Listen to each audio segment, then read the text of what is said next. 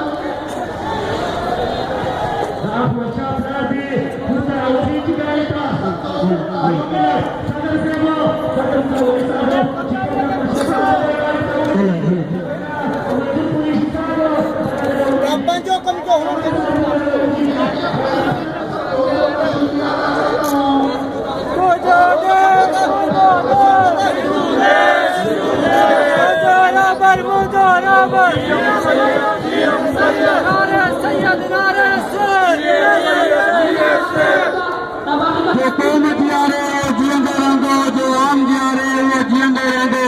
मूंखे तारीख़ तक़दीर पक ॾिनी आहे, जो सिंध सां जीअंदो रहंदो।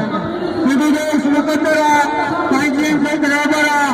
अचो 15 तारीख़ ते जीअं सिंध जे तरफ़ सां कराची प्रेस क्लब ते मुज़ाहिरो वठो वियो, जंहिंमें भाइयुनि खे शनाख्ती कार्ड जो इशू नौज़मीन का पसंदी आबादकारी इन सिलसिले में आउलियत जीअं पंहिंजी मरकज़ी अवान इमरान मुंहिंजे खे गुज़ारिश कंदुमि त दोस्तनि सां कारज़ार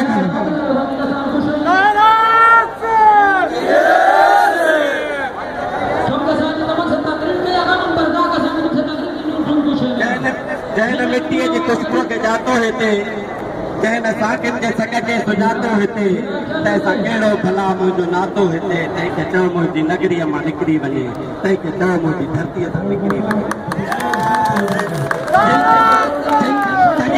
साकिन जा सीना छा, मोहब्बत जा मक्का मदीना छा, इश्क इरफान जा मदीना छा। तंहिंखे चओ मुंहिंजी नगरीअ मां निकिरी वञे, तंहिंखे चओ मुंहिंजी धरतीअ सां निकिरी वञे। दोस्तों, अॼु जो ही मुज़ाहिरो दरअसल सिंध जी हिकु इंतिहा पसंद तंज़ीम जंहिंजो नालो जमात इस्लामी आहे, जंहिं 20 तारीख़ ते सिंध जे दादरा जे शनाख्ती कार्ड ठाहिण वारनि जे अॻियां हिकु तमामु वॾो मुज़ाहिरो कयो हुयो त गैर मुल्कनि जा शनाख्ती कार्ड ठाहियो। ऐं असांजो अॼु ही मुज़ाहिरो सिंध जे नाम निहाद मुल्लनि जिनजो हमेशा जेके तारीख़ में हमेशा गद्दार लिखिया विया आहिनि, अॼु असांजो ही मुज़ाहिरो उन्हनि जे ख़िलाफ़ आहे। अॼु असांजी हिन एहतजाज में डिमांड इहा आहे त धारनि खे शनाख्ती कार्ड ठाहिण बंदि कयो। छो सिंध को यकीन कानून आहे